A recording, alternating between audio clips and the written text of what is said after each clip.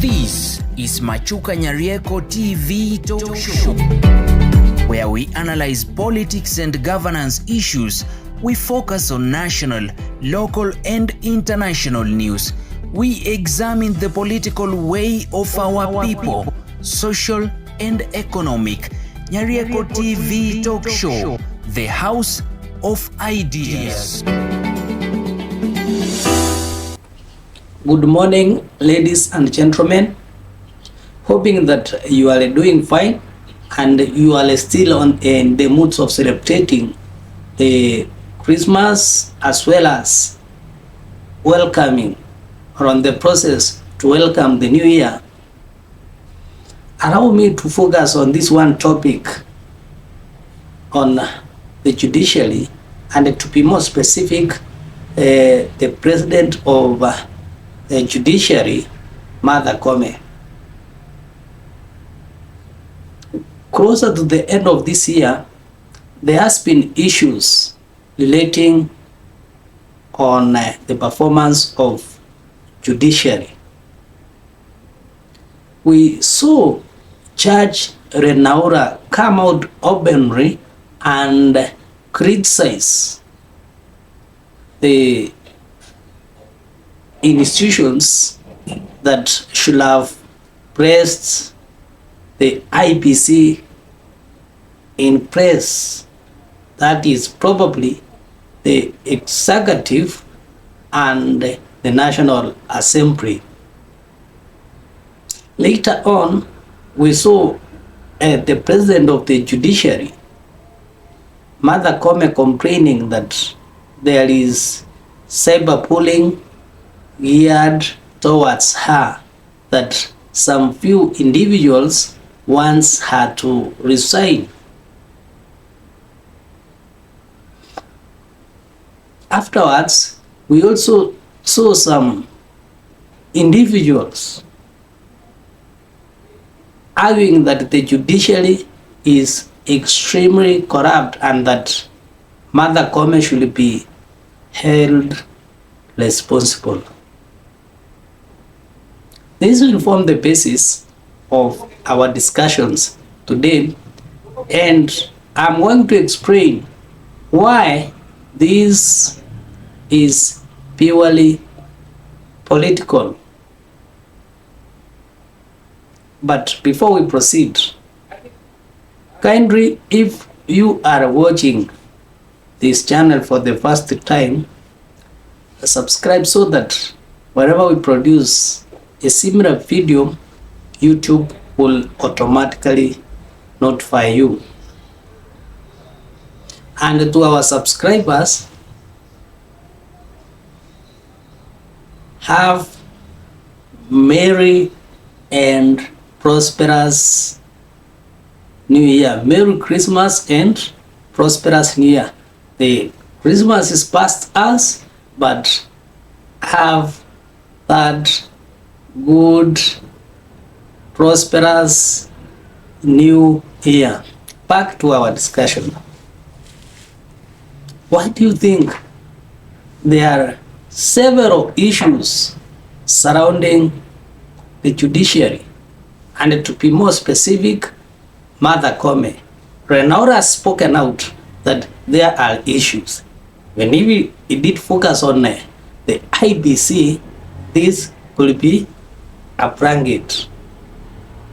And there are outside forces that are trying to control the IBC. Today we know that the problem with the executive is wanting to dominate the other institutions. The problem with the executive is wanting to take control of the legislature, the judiciary, the National Police Service, the commissions for human rights, and any other independent institution. Can the same case be applicable to the judiciary? Probably. That is why there are issues surrounding Martha Koome. The judiciary has been making strong cases as strong decisions on various cases, and in most cases and in most times cases that the government has lost. And this is probably why the executive cartels do not want to see Martha Koome. Martha Koome is actually being fought not because she is corrupt, but because of her stand. Martha Koome was handed over judiciary that was somehow independent, having been taken from Maraga, who is known to have tried to be as independent as much. Martha Koome has tried to maintain the same, and this one can be seen through the decisions that are made by his judges all over the republic. And these decisions do not go well with a number of the political class, a number of cartels, a number of his opponents, and even a number of the opposition leaders, because they only, individuals only get comfortable when the judiciary rules in support of them. But otherwise, when the judiciary rules against them, they tend to see the judiciary as being unfair. So we have seen people, even from the judiciary, lawyers,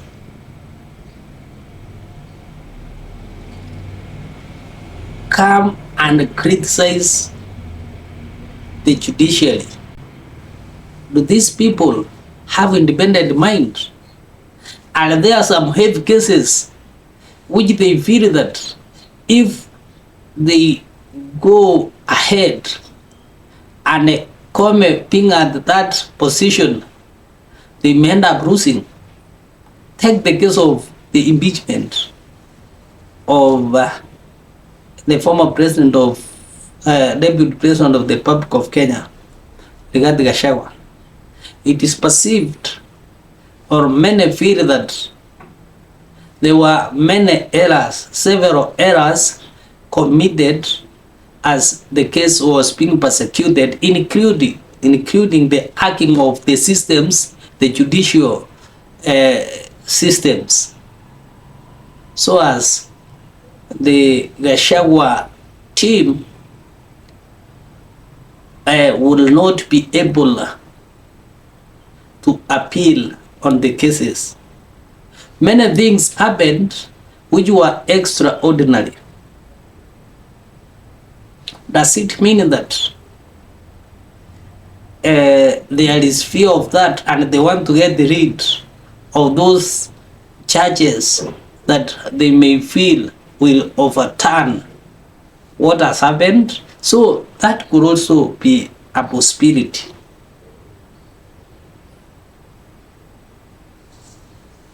There has also been major rulings on government policies and the dealings, including the Adani, among others. And in these rulings, the judiciary has ruled against the government. And because of that, William Ruto and his brigade will not see the reason as to why they can have Chief Justice Martha Koome. No, there was that tendency in Kenya that when there is a case in one of the courts, either the head of state or those aides of the head of state will call the Chief Justice and order him on what rulings should be made on a given case. Probably this one is no more.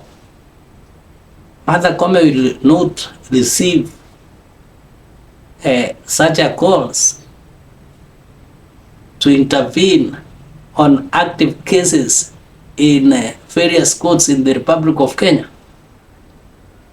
And those individuals will not want him to go ahead. Otherwise, if it is corruption, where is corruption based?